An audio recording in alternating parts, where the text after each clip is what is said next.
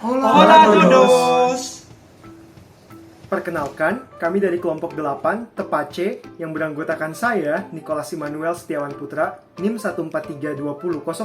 Saya Abdillah Fnan Renaldi, NIM 14320.013. Saya Andrew Benaldo Adikara, NIM 143200038.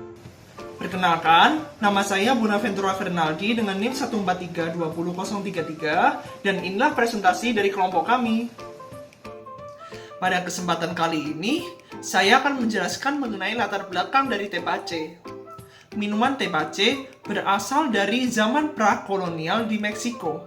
Tepache adalah minuman yang populer di kalangan orang-orang Nahua yang tinggal di Meksiko Tengah. Nahua adalah orang-orang asli Meksiko. Dalam bahasa Nahuatl, juga dikenal sebagai bahasa Aztec, kata tepiatl berarti minuman yang terbuat dari jagung. Awalnya, jagung adalah bahan dasar tepache, tetapi resep tepache kontemporer justru menggunakan kulit nanas sebagai fermen. Asal-usul tepache tidak sepenuhnya diketahui, karena tepache populer pada masa yang suram di Meksiko, di mana pajak yang berat dan para penjajah yang memberi perhatian lebih pada hal-hal yang jauh lebih penting daripada tepache. Selain itu, tepache biasanya dibuat secara tradisional di rumah-rumah, sehingga tidak ada salinan resep asli. Karena hal tersebut, resep tepache selalu berkembang seiring berjalannya waktu, sesuai dengan selera pembuatnya. Sebagai contoh, ada beberapa resep tepache yang menggunakan bahan tambahan seperti cengkeh dan kayu manis. Lalu, ada beberapa resep tepache yang menggunakan substrat berupa gula putih, gula pasir, maple syrup, dan lain-lain. Sekarang, saya akan menjelaskan mengenai manfaat dari tepache. Tepache merupakan minuman probiotik. Oleh karena itu, tepache memiliki banyak manfaat bagi kesehatan tubuh manusia. Salah satu manfaat minuman tepache bagi kesehatan tubuh manusia adalah untuk membantu menjaga daya tahan tubuh, melancarkan pencernaan, melawan bakteri jahat yang ada di dalam usus, dan mencegah terjadinya peradangan pada bagian usus. Selain itu, minuman tepache berfungsi untuk mencegah dan mengatasi masalah diare. Minuman ini juga berguna untuk menjaga kesehatan sistem pencernaan dengan cara memelihara keseimbangan mikroorganisme baik di dalam usus. Dan ternyata, tepache juga berguna untuk meningkatkan kesehatan mental kita ketika kita rutin meminumnya. Selanjutnya kita akan bahas mengenai karakteristik dari tepache sendiri. Setelah fermentasi berhasil berlangsung dan tepache telah dihasilkan, kita akan lihat dari luarannya dulu, dari fisiknya dulu. Terlihat bahwa warna dari tepache menjadi semakin keruh, dan juga kita lihat bahwa pada permukaan tepache terdapat buih. Buih di sini menandakan bahwa fermentasi berhasil berlangsung. Buih sendiri berasal dari CO2 yang dihasilkan selama proses fermentasi. Kemudian dari rasa dari tepache sendiri, rasanya itu manis dan asam. Manis berasal dari gula yang ditambahkan pada awal fermentasi, dan asam berasal dari asam laktat yang diproduksi oleh bakteri asam laktat selama proses fermentasi. Jika fermentasi berlangsung semakin lama, maka rasa manis akan semakin hilang, dan rasa asam akan semakin dominan, karena asam laktat yang diproduksi akan semakin besar. Bahkan menurut jurnal yang kami baca, jika tepache dilangsungkan fermentasinya selama waktu yang lama, seperti di atas 10 hari, maka tepache tidak akan lagi terbentuk, melainkan yang terbentuk adalah cuka nanas yang biasa kita kenal dengan nama pineapple vinegar. Ini biasa digunakan untuk salad dressing, untuk makan salad. Kemudian tepache juga menghasilkan alkohol yang merupakan produk dari fermentasi ragi. Alkoholnya merupakan alkohol dengan kadar yang rendah, tidak terlalu menyengat, tapi tetap mengandung alkohol sekali lagi. Maka dari itu, karena mengandung alkohol, tentunya aromanya juga akan terdapat aroma alkohol, walaupun tidak terlalu menyengat. Aroma yang dominan berasal dari fermentasi asam laktat, fermentasi si nanas sendiri. Aromanya asam seperti nanas busuk.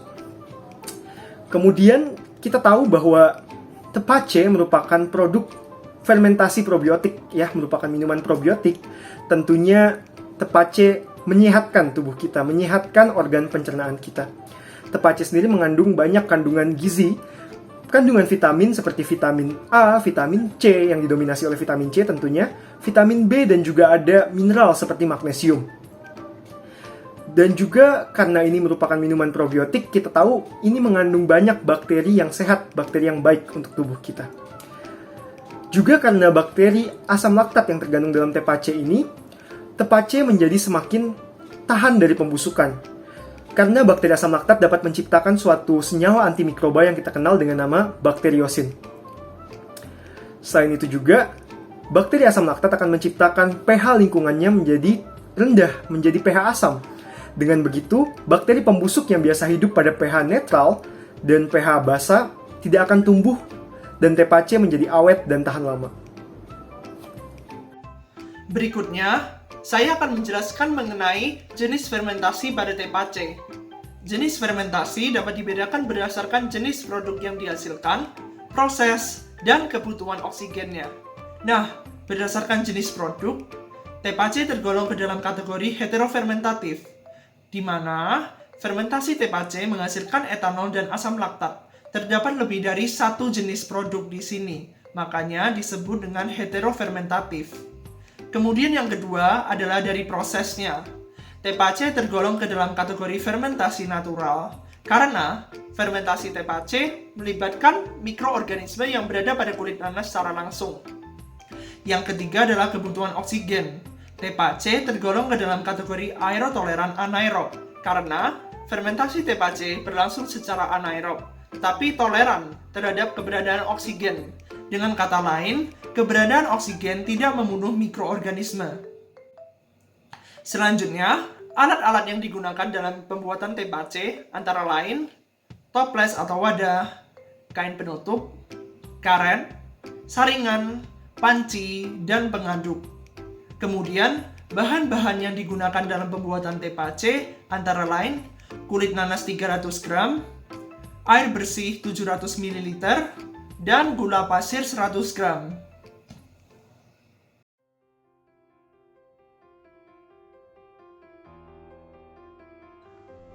Bahan-bahan yang diperlukan adalah 700 ml air, panci, 100 gram gula, dan 300 gram kulit nanas.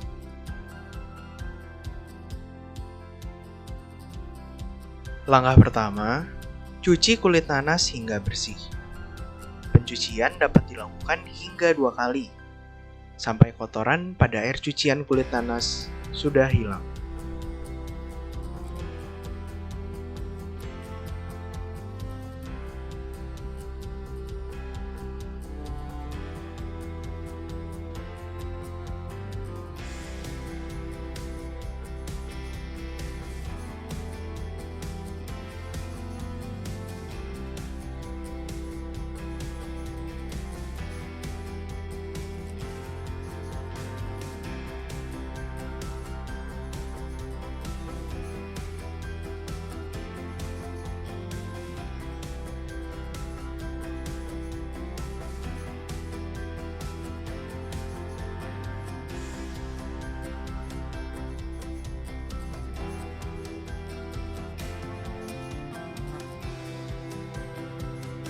Jika sudah dicuci, masukkan seluruh kulit nanas ke dalam wadah yang telah disediakan.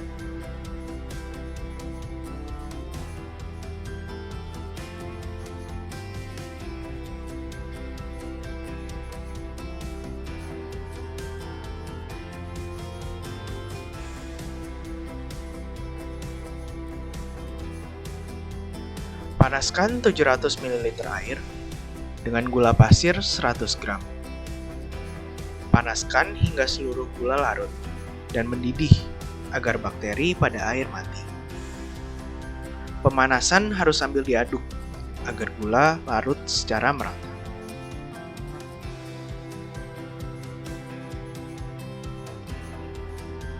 Ketika air sudah mendidih, matikan dan tunggu hingga air kembali dingin pada suhu ruang.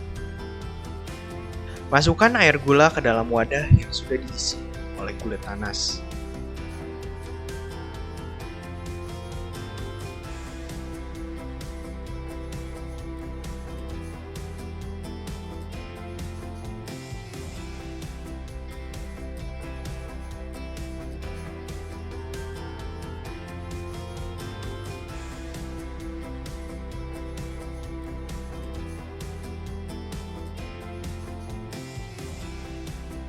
tutup menggunakan kain penutup.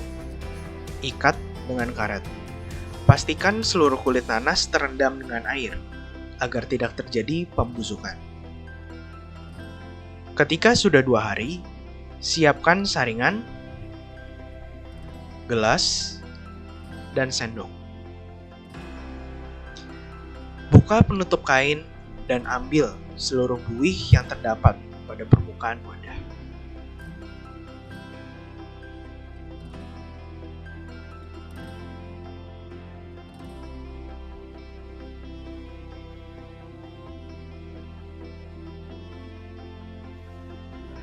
Ketika sudah bersih, saring, dan tepache siap untuk disajikan.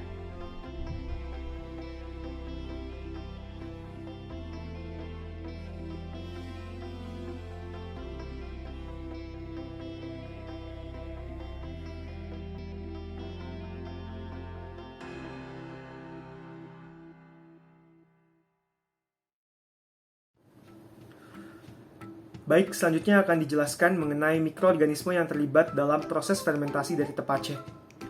Kita tahu bahwa tepache termasuk jenis fermentasi natural, atau dalam hal ini menggunakan kulit nanas.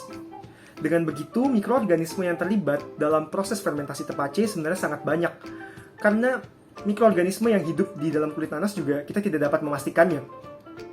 Namun, bisa saya kategorikan menjadi 2 kelompok besar, yaitu adanya bakteri asam laktat yang akan menghasilkan asam laktat dalam proses fermentasi, dan juga adanya ragi atau yeast yang akan menghasilkan alkohol selama proses fermentasi. Lalu dari mana kami menemukan jenis bakteri ini, jenis mikroba ini? Kami membaca satu jurnal untuk yang bakteri asam laktat, jurnal oleh Riani Cynthia asal IPB.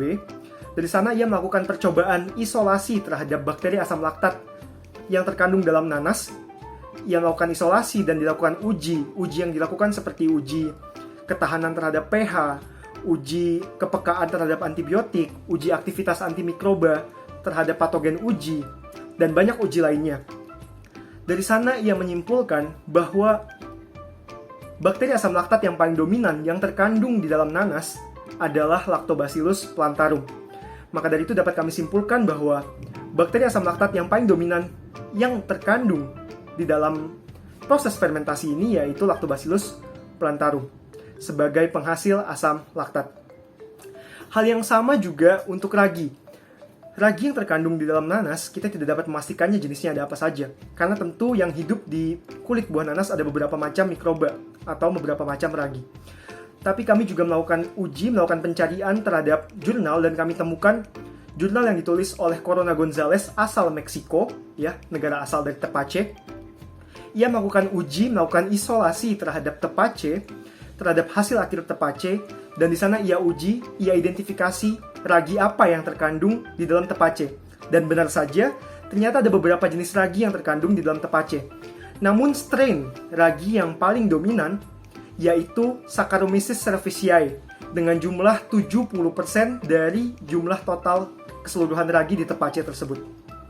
Sisa ragi lainnya apa? Nah, sisa ragi lainnya ada Candida apicola dan Cryptococcus skinneri yang masing-masing berjumlah 9%, ada juga Hanseina spora yang berjumlah 6%, dan ada ragi lainnya hingga berjumlah total 100%. Jadi dari sini dapat disimpulkan, untuk BAL atau bakteri asam laktat yang terlibat dalam proses fermentasi tepache adalah Lactobacillus plantarum, sedangkan untuk ragi yang terlibat didominasi oleh Saccharomyces cerevisiae.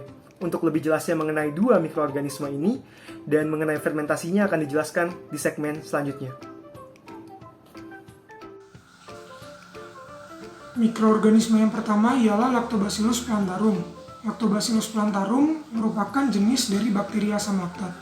Bakteri ini memanfaatkan glukosa pada karbohidrat untuk dirubah menjadi asam laktat. Selain itu, glukosa juga dimanfaatkan oleh Lactobacillus plantarum sebagai bahan baku pembentukan energi pada proses metabolismenya, yakni pada tahapan glikolisis.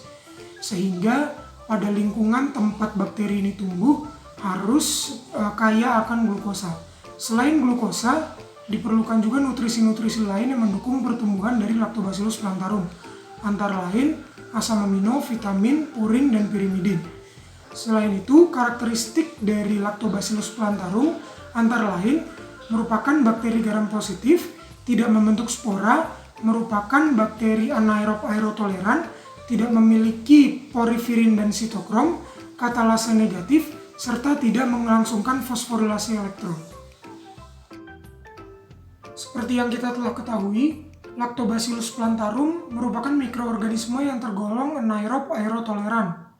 Artinya, mikroorganisme ini dapat melakukan metabolisme secara anaerob, baik ada atau tidak adanya oksigen pada lingkungan.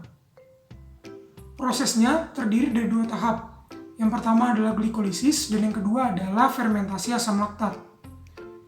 Pada proses glikolisis, terjadi perombakan 1 buah molekul glukosa menjadi 2 buah molekul asam pirufat, dan dihasilkan pula 2 buah ATP dan 2 buah NADH. Selanjutnya, molekul asam pirufat akan direduksi menjadi asam asetat oleh elektron dari NADH, sehingga pada proses keseluruhan fermentasi asam laktat dihasilkan 2 buah asam laktat, 2 buah molekul asam laktat, dan 2 NAD+. Mikroba yang kedua yakni Saccharomyces cerevisiae. Mikroba ini memiliki karakteristik antara lain memiliki kemampuan untuk mengubah glukosa menjadi etanol dan CO2, merupakan mikroorganisme uniseluler, tidak memiliki klorofil, tumbuh baik pada suhu 30 derajat, dan rentang pH 4,5 sampai dengan 5, dan tergolong ke dalam mikroorganisme yang melakukan metabolismenya dengan cara atau dengan tipe fakultatif anaerob. Seperti yang telah disebutkan sebelumnya, Saccharomyces cerevisiae tergolong ke dalam fakultatif anaerob. Artinya, mikroorganisme ini dapat melakukan metabolisme baik ada atau tidak adanya oksigen di lingkungan. Pada proses pembuatan TPAC, Saccharomyces cerevisiae dikondisikan pada lingkungan yang minim atau tidak ada oksigen, sehingga jalur metabolisme yang ditempuh yakni jalur metabolisme anaerob atau fermentasi alkoholik.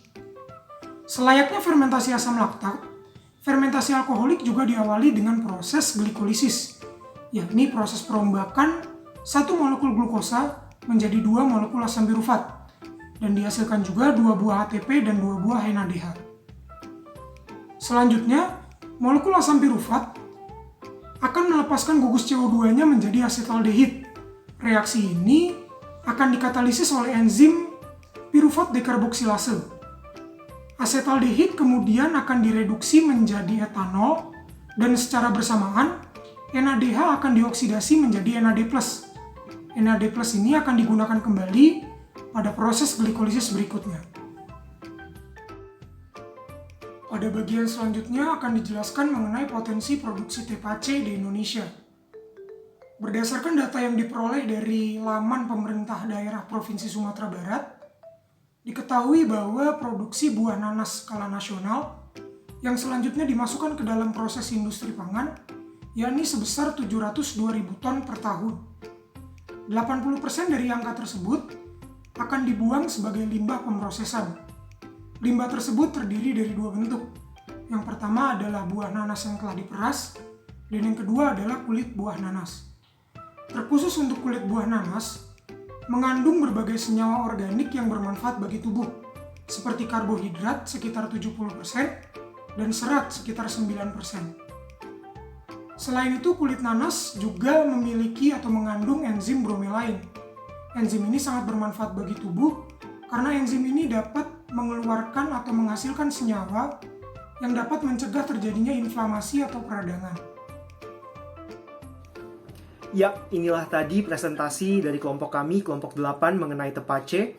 Semoga bisa menambah pengetahuan dan bisa membantu banyak. Lebih kurangnya kami mohon maaf. Terima kasih, stay healthy, and stay fermented.